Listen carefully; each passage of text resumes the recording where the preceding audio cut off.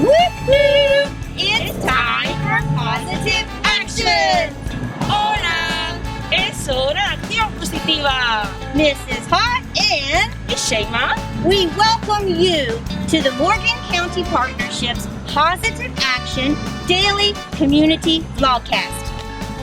la señora Hot y Shayma os damos la bienvenida a los vídeos diarios de acción positiva. Oh, today is Talk It Out Tuesday. Hoy es martes marchoso. Let's get ready for a awesome day of learning and wellness. ¿Listos para un gran día de aprendizaje y bienestar?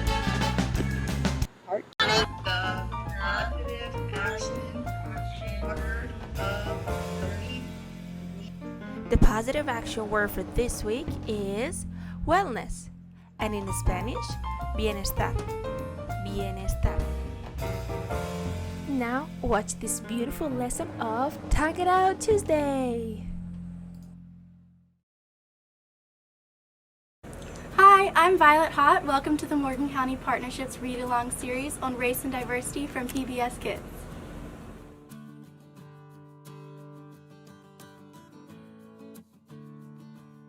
Today we will be reading My Hair is a Garden, Words and Illustrations by Cozbi A. Cabrera.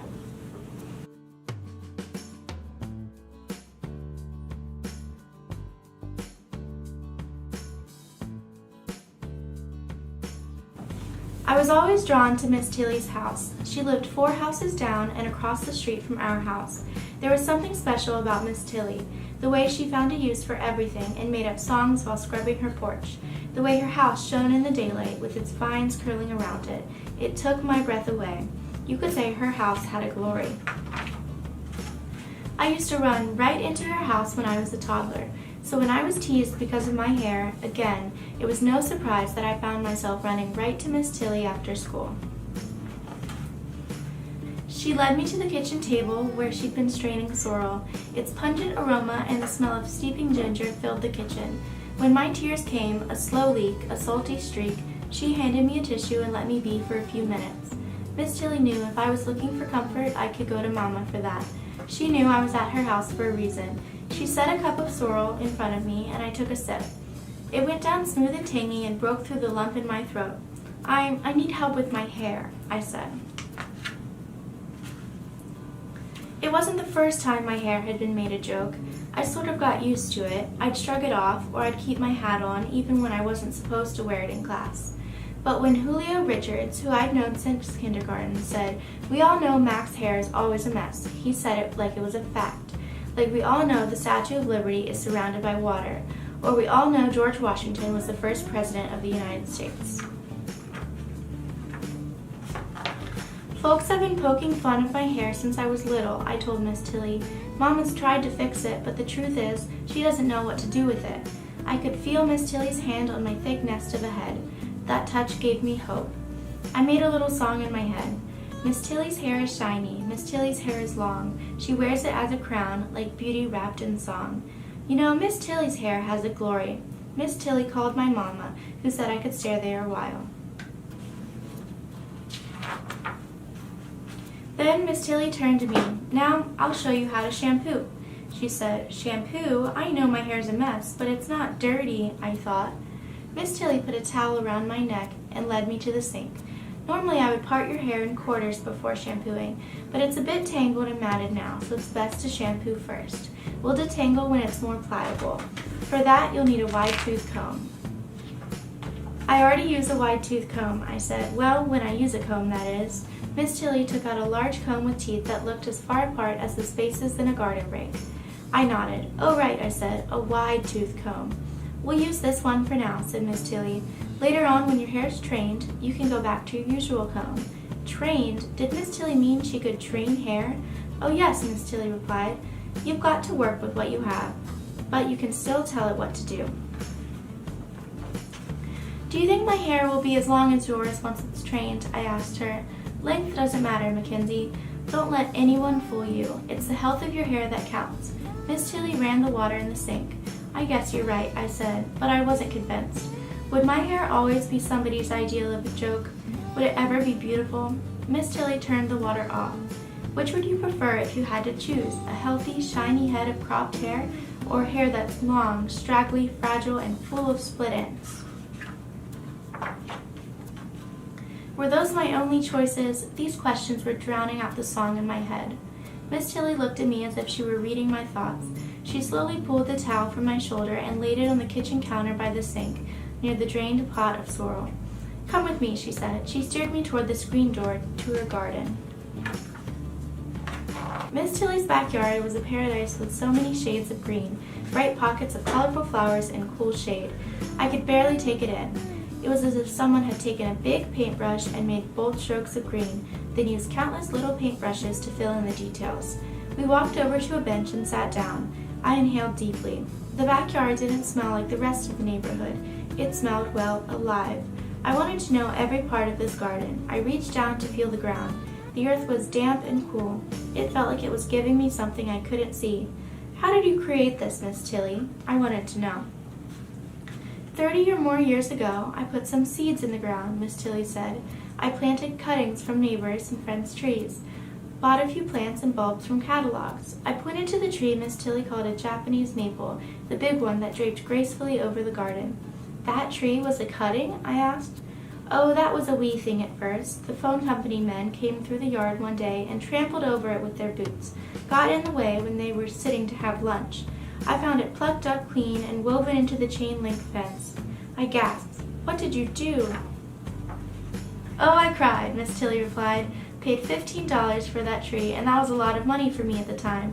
But I put that tree right back in the ground and watered it every day without fail. I thought about how that little tree had survived and all the water Miss Tillie gave it every day, even though it just looked like a broken branch. I wondered if I would have given up and thrown it away."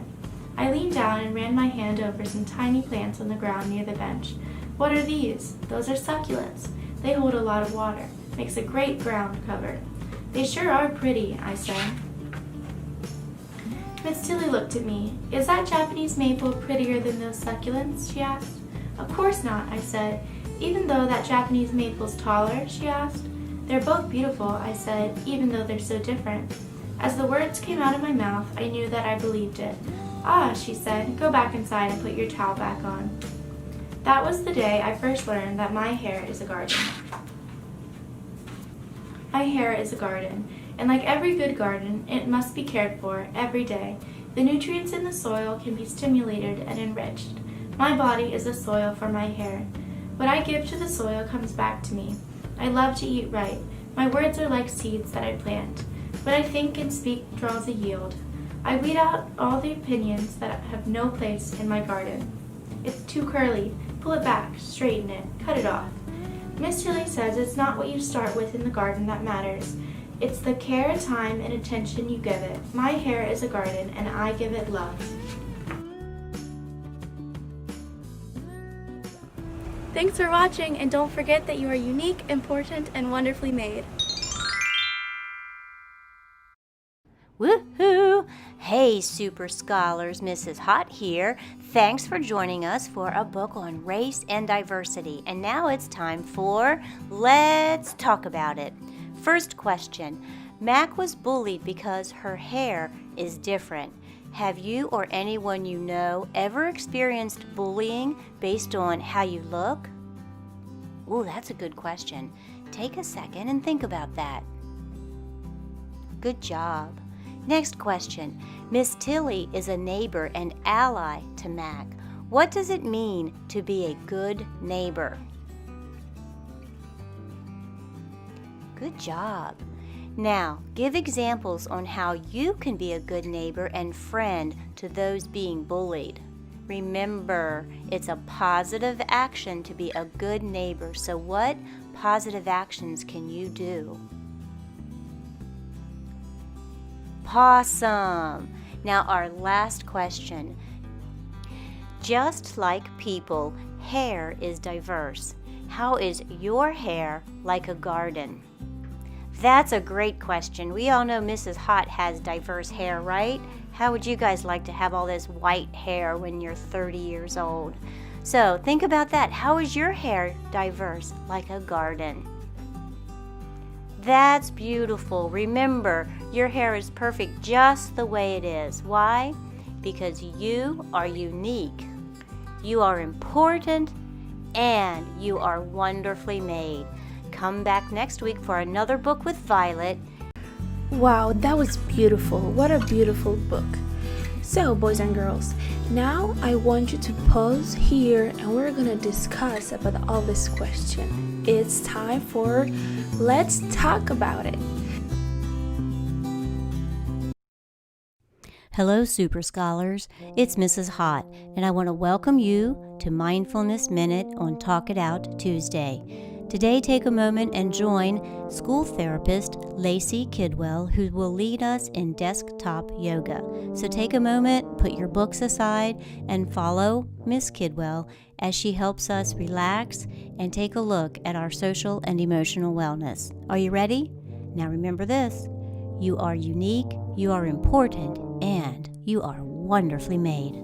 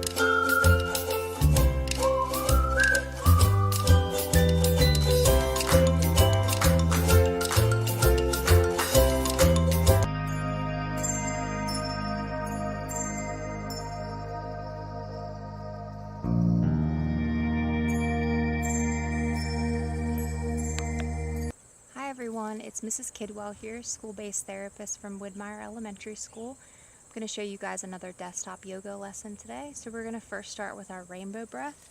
So we're going to be seated tall with our feet flat on the floor, maybe a little bit further than hips width apart. On our inhale, we're going to arch our back, pulling our chest and our belly out towards the front of our bodies. And the exhale, we're going to arch our back and bend forward. Okay, so we're going to do this a couple times together. Inhale, arching our back. Exhale, arching it the other way. We'll do this 2 more times. Inhale and exhale. Once more. Inhale and exhale. Good job. Next, we're going to start in a standing position for our poses. So stand up nice and tall, feet about hip width apart. We're going to bring our arms above our head, holding onto our right wrist and leaning to the left for the blown palm. We'll hold it here for a couple breaths.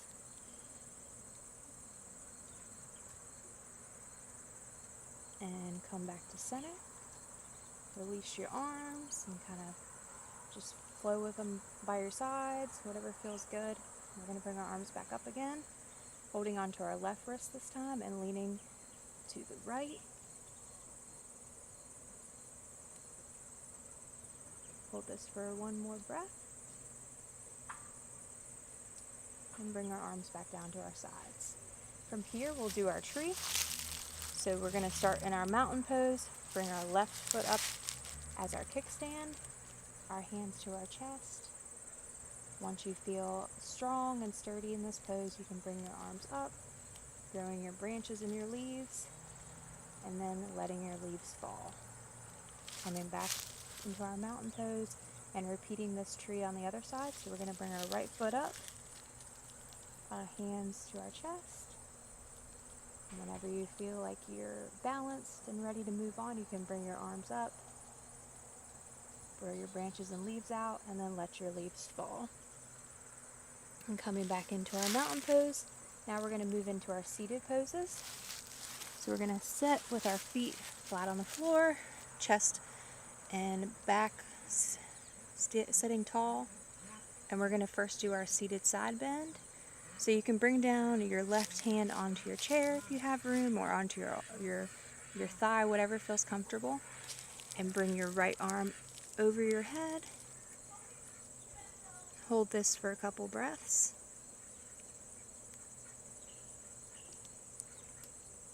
And on the next exhale, we'll come back to center. And we're going to repeat this on our right side. So again, put your right hand wherever feels comfortable for you. Our left hand over top of our head. Feeling that stretch. And on our next exhale, we'll come back to center. Alright, next we'll do our pretzel twist. So you bring your left arm behind you, either on the back of your chair, right behind your bottom, whatever feels comfortable. And bring your right hand onto your left knee and look behind you, feeling that twist. You can hold this for a couple breaths.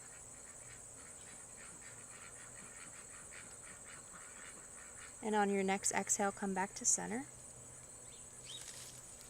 We're going to repeat the pretzel twist on the other side. So bringing our left hand onto our right knee, right arm behind us, and twisting back in. Holding this for a couple breaths.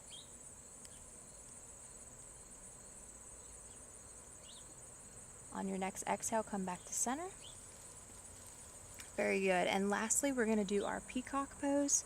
So we're just going to bring our legs out in front of us, kind of our feet out a little bit further than hip width apart. Whatever feels comfortable to you. You don't have to put them out too far. If they feel better inward more, that's fine too. And you're just going to lean towards your shins, stretching as far as whatever feels comfortable for you. And we'll hold this for a couple breaths.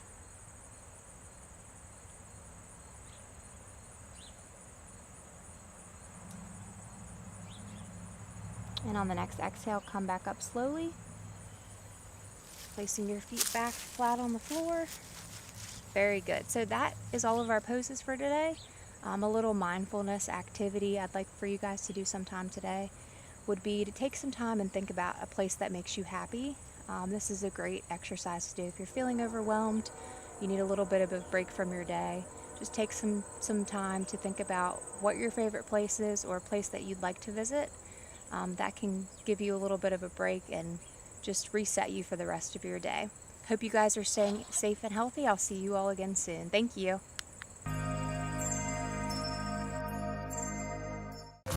Thank you for joining us from home, school, and your community. Gracias por acompañarnos desde vuestro hogar, escuela o comunidad. And remember, you are unique, you are important, and you're wonderfully made. Recordad, sois especiales, maravillosos e importantes.